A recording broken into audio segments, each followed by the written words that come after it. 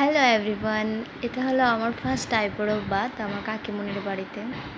আর আমার জন্য যা যা খাবার তৈরি হয়েছিল, salad, chicken curry, egg curry, fish curry, ডাল আর পাঁপড়, কলার কোফতা, বেগুনি, আর এখানে সাদা ভাত আর হচ্ছে শসা আর আলু ফ্রাই। আর এই সবগুলি খাবার ছিল আমার জন্য শেষ।